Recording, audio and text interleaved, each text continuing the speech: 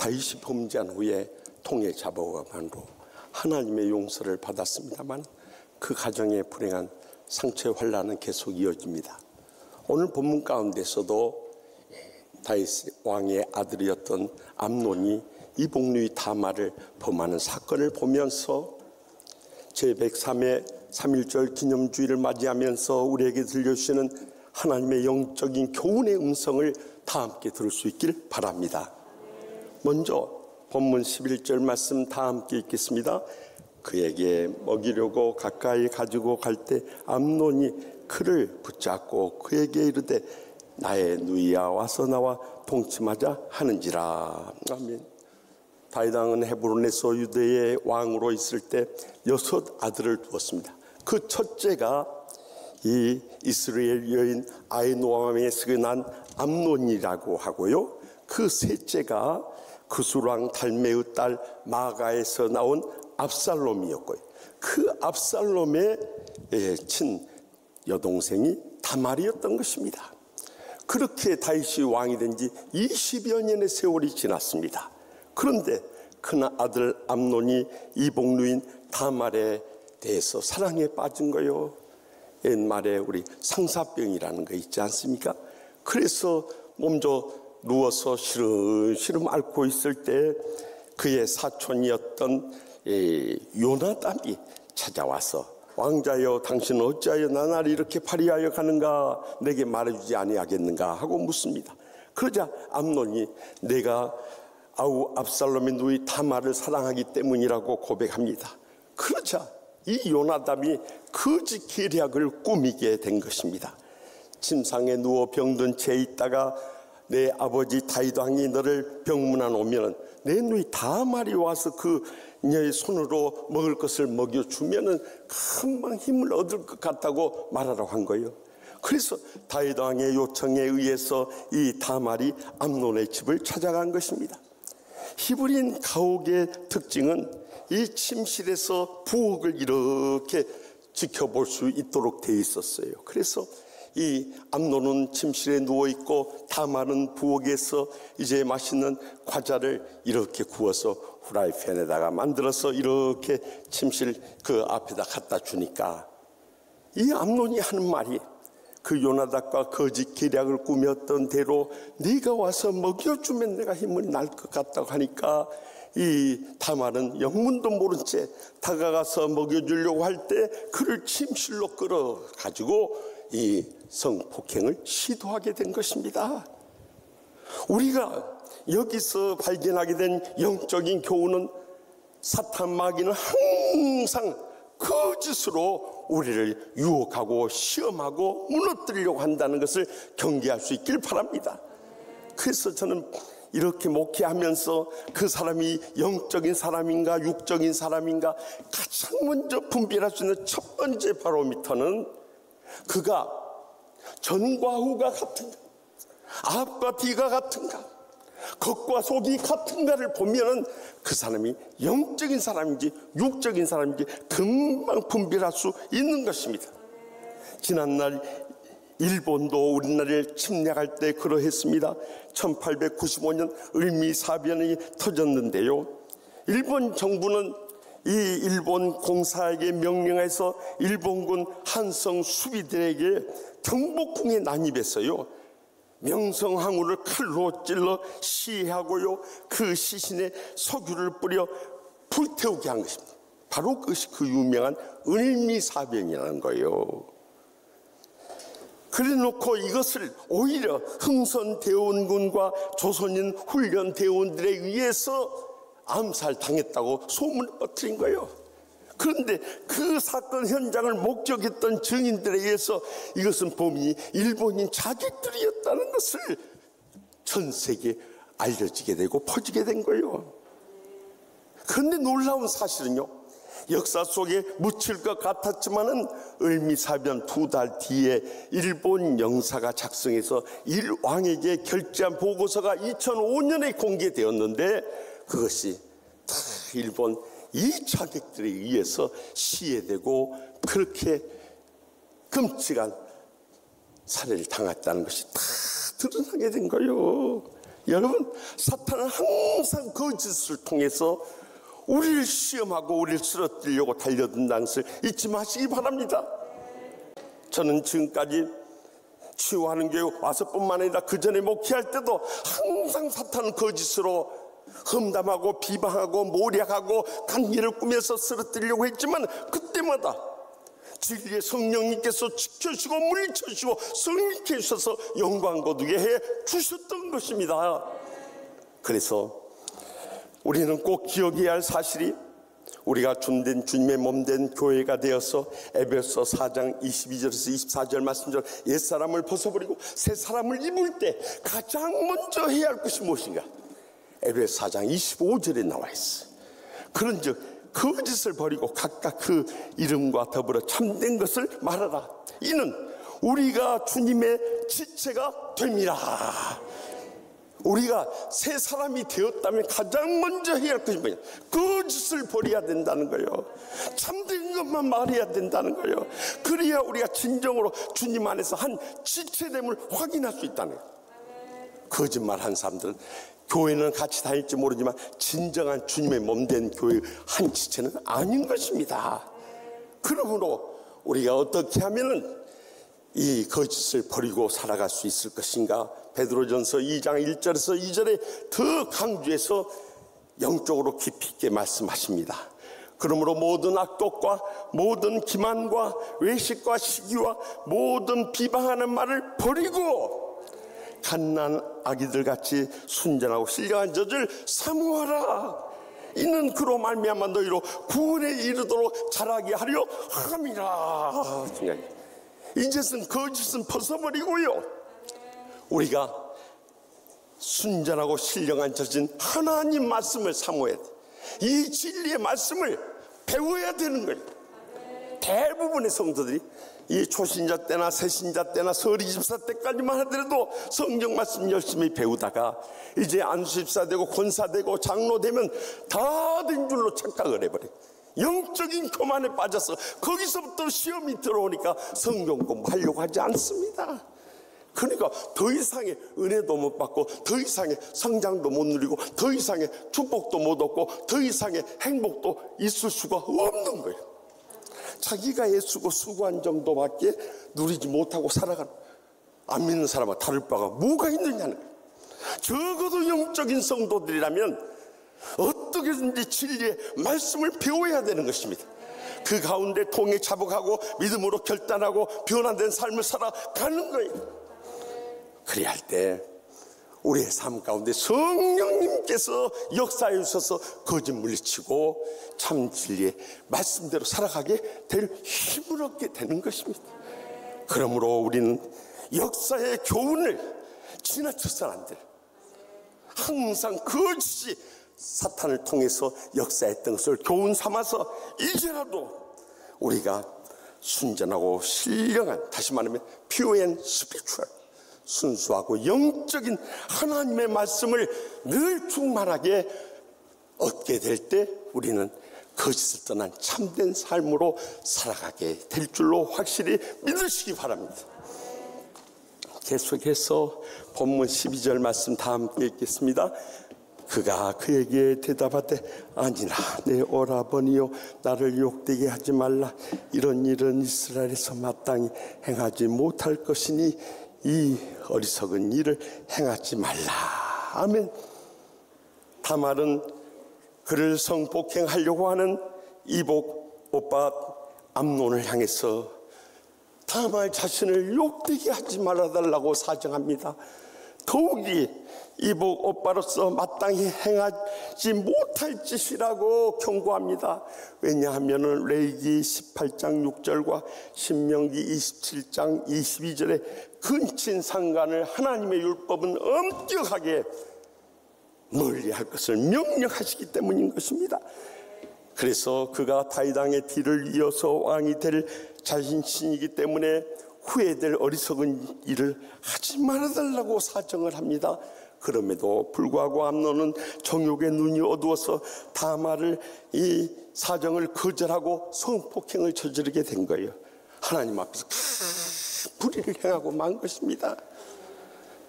일본도 우리나라를 침략할 때 1880년부터 불법으로 일본군을 이 땅에 주둔시켰습니다. 그리고 1910년 8월 29일 일본 제국이 대한제국을 강제 병합하는 한일병합 조약을 맺고 만 것입니다. 그래서 우리의 주권과 국민과 재산과 토지까지 다 몰수하기 시작했습니다. 이러한 이 가혹한 행포와 탄압에 대해서 우리 선조들은 그대로 지나칠 수 없었어요. 그래서 1919년 3월 1일 민족 지도자 33인이 독립선언서를 낭독하면서 3.1운동이 전국으로 퍼져나가게 된 것입니다. 그들은 비폭력, 무저항, 박애의 신앙으로 이 총칼 앞에 무참하게 쓰러져 가면서도 끝까지 대한민국의 이 독립을 간절히 염원하며 외쳤던 것입니다. 우리 대한예수교 장로 총회가 2019년 3.1절을 맞아서 100주년을 맞이해서 3.1운동과 장로교회라는 책을 폈는데요. 거기 보면 3.1운동은 1919년 3월 1일 하루만 일어난 것이 아니라 약 2개월 동안 국내에서 펼쳐졌는데요. 이 기간에 국내 시위만 하더라도 1542회나 있었고요. 또 그때 당시 남북한 인구가 1600만에 이르렀는데 전 인구의 10%가 넘는 200만 명의 국민들이 이 3.1운동에 동참을 했고요. 그 가운데서 우리 기독교인들은 그때 당시 29만 명으로 전체 인구의 약 1.8%밖에 안 되었지만 이 독립선언을 하였던 민족 지도자 33인 가운데 절반에 가까운 16분이 교회의 목사님, 전도사님, 장로님이셨고요. 또 시위에 동참한 국민의 30%가 우리 기독교인이었고요.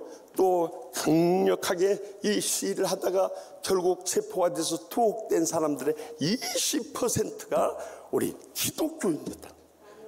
얼마나 우리 조국의 독립을 위해서 우리 기독교회가 앞장섰다는 것을 잊지 마시기 바랍니다. 그래서 3.1운동이 그것으로 끝난 것이 아니라 그때부터 본격적인 독립운동이 시작된 거예요. 그래서 그해 4월 11일 중국 상해에 임시정부가 수립이 됐고요.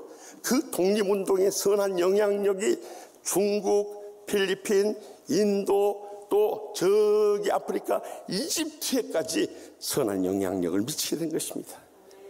여러분, 우리가 하나님의 편에 서서 하나님의 의를 행할 때 하나님이 우리를 귀하게 써 주시는 것입니다. 그런 사람들이 핍박을 당하고 환난을 당하고 그대로 짓밟혀서 다 죽어가는 것 같지만 사실 그렇지 않아요. 하나님이 살려주시고 복되게 하시고 귀하게 쓰시고 그게 영광고도 주시는 것입니다. 그러므로 우리가 기억해야 할 말씀이 에베소 5장 8절에서 9절에 나와 있어. 너희가 전에는 어둠이더니 이제는 주 안에서 빛이라. 빛의 자녀들처럼 행하라. 빛의 열매는 모든 착함과 의로움과 진실함에 있느니라. 적어도 우리가 세상의 빛으로 오신 주님을 모시고 믿고 순종한다면요, 우리의 삶 가운데 착하고 의롭고 진실한 삶의 모습이 보여야 되는 거예요. 그래서 우리가 무엇이 착하고 의롭고 진실한 것인가 하는 것을 따라가기 위해서는 그 다음 절 10절에 나와 있어요. 주를 기쁘시게 할 것이 무엇인가 시험하여 보라는 거예요. 그러면 우리는 확실하게 무엇이 하나님이 기뻐하시는 착하고 의롭고 진실한 삶인가 답을 얻게 돼요. 마지막으로 본문 19절 말씀 다 같이 읽겠습니다. 다말이 채를 자기의 머리에 덮어쓰고 그의 채색 옷을 찢고 손을 머리에 위에 얹고 가서 크게 울부짖으니라. 암논이 이복누이 다말을 강간한 것은 하나님으로부터 용서받을 수 없는 죄였지만 더 가슴 아픈 것은 그가 그렇게 성폭행했다면 이제라도 암논에게 위로하고 또 모든 걸 배상하고 또 다말의 행복을 구해줘야 할 거 아니에요. 그런데 더 충격적인 사실은요, 이 암논이 다말을 성폭행을 한 다음에 이 극심한 증오심을 가졌다는 겁니다. 이해할 수 없는 사실. 영성의 intense hatred이라고 기록되어 있어요. 아주 극심한 증오심을 가졌다는 거예요. 그리고 그를 종들을 시켜서 집에서 내쫓고 대문 빗장을 걸어버리도록 한 겁니다. 그러니 다말이 육체만 짓밟힌 게 아니라 그 마음까지도 완전히 짓밟히는 큰 고통과 불행을 느끼게 된 거예요. 그래서 오직 하면은요, 죄를 그 머리에 뒤집어 쓴 것은 그 마음의 깊은 이 슬픔과 분노의 표현이었고요, 채색 옷을 찢게 된 것은 그 마음의 깊은 상처의 고통과 불행을 표현한 것이고요, 또 손을 머리에 올린 것은 자기 자신의 그 무죄함을 호소하며 억울하고 원통한 심정을 대변한 것이고요, 울부짖은 것은 아무도 내 심정 알아줄 분 없사오니 하나님만이 내 마음 알아주지 않겠습니다. 주님 앞에 다 쏟아부은 거예요. 암논은요, 다말의 육체뿐만 아니라 인격까지도 완전히 다 짓밟아 버린 거예요. 지난날 일제의 만행이 그러했습니다. 우리의 주권과 재산만 빼앗아 간 게 아니에요. 1938년 4월 1일 국가총동원법을 공포하면서 국민의 모든 노동력을 징발하는 강제징용을 시작해가지고요, 전쟁이 1945년 끝날 때까지 무려 800만 명에 이르는 국민들을요, 전쟁터로 끌고 와서 노동자로 사용했어요. 군사시설 건축이나 탄광에서 석탄을 캐는 일이나 또한 철도 공사를 해서 그들의 이 전쟁터로 이동하는 일을 돕도록 했던 거예요. 그래서 일본, 동남아시아, 남양군도 이르기까지 수많은 우리의 선조들을 끌고 왔어요. 거기서 결국 다 희생되고 못 돌아온 우리의 선조들이 얼마나 많이 있었습니까? 그런데 더 가슴 아픈 것은요, 멀리 갈 것도 없어요.